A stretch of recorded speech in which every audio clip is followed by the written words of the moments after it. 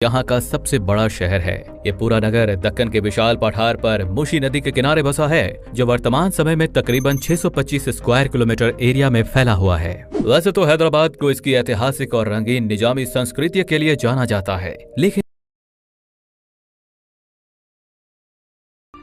मुगल सल्तनत के अधीन रहते हुए दक्कन ने कई उतार चढ़ाव देखे। औरंगजेब के खूनी अभियान से लेकर सैयद हुसैन की सूबेदारी तक मराठाओं ने कई इलाकों पर कब्जा कर लिया था। सैयद भाइयों ने मुगल बादशाहों को अपनी कठपुतली बना रखा था। सैयद भाइयों के अंत में असफ जाह ने भी एक बड़ा किरदार निभाया था, जिसके बाद उसे बादशाह मोहम्मद शाह ने अपने दरबार में नियुक्त कर लिया।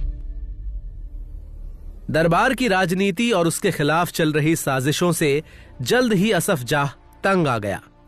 उसने दिल्ली छोड़कर दक्कन आने का फैसला लिया और यहां पर हैदराबाद में खुद को आजाद सूबेदार की तरह तैनात कर लिया।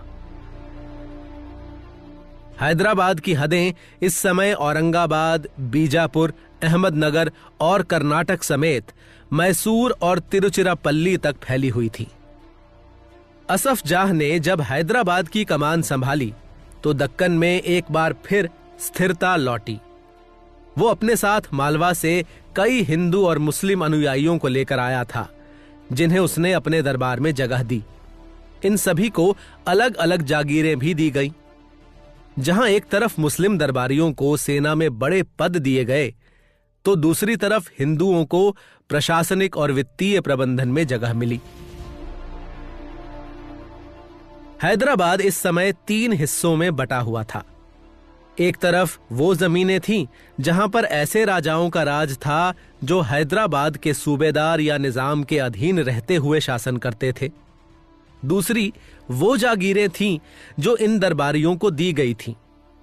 इन्हें दीवानी भी कहा जाता था और यहीं से जमा किए जाने वाले कर से राज्य का काम देखा जाता था। आखिर में वो जमीनें आती थीं जो सीधे तौर पर निजाम के अधीन रहती थीं। इन इलाकों में मराठाओं का भी बहुत प्रभाव था।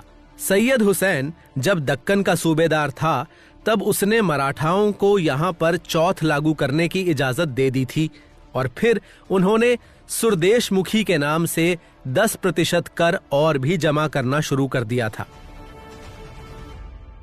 1727 और 1729 में 2 बार असफ जाह और मराठाओं के बीच मुठभेड़ हुई।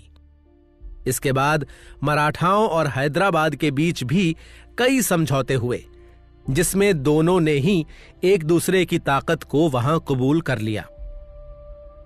असफ जाह के ही कारण दक्कन को मराठाओं की सुरदेशमुखी से भी आजादी मिली, लेकिन चौथ अभी भी लागू थी। मराठाओं के बीच भी अब एक नया संघर्ष चल रहा था। जहां अभी भी वो सतारा के राजा को ही अपने राज्य का शासक मानते थे, वहीं असल मायनों में सारी ताकत पेशवाओं के हाथ में थी। पेशवा या प्रधानमंत्री की बढ़ती ताकत से कई मराठा सेनापति खुश नहीं थे और इस फूट का फायदा असफ जाह ने उठाने की कोशिश की। जब मराठा सेनापति त्रिंबक राव ने 1731 में पेशवा बाजी राव के खिलाफ विद्रोह कर दिया, तो निजाम ने उसका साथ देने का फैसला किया। त्रिंबक राव और बाजी राव की सेनाओं के बीच गुजरात में युद्ध लड़ा गया, जिसमें जीत पेशवा की हुई। त्रिंबक राव युद्ध में मारा गया और पेशवा वापस पूना लौट गए। पूना लौटकर अब उन्होंने निजाम से अपना बदला लेने का फैसला किया और हैदराबाद के ऊपर युद्ध की तलवार लटकने लगी। यहां पर असफ जाह ने अपने राजनीतिक सूझबूझ का परिचय दिया। वो मराठाओं को हैदराबाद की जगह मुगल बादशाह के खिलाफ युद्ध करने के लिए मनाने में कामयाब हो गए। असफ जाह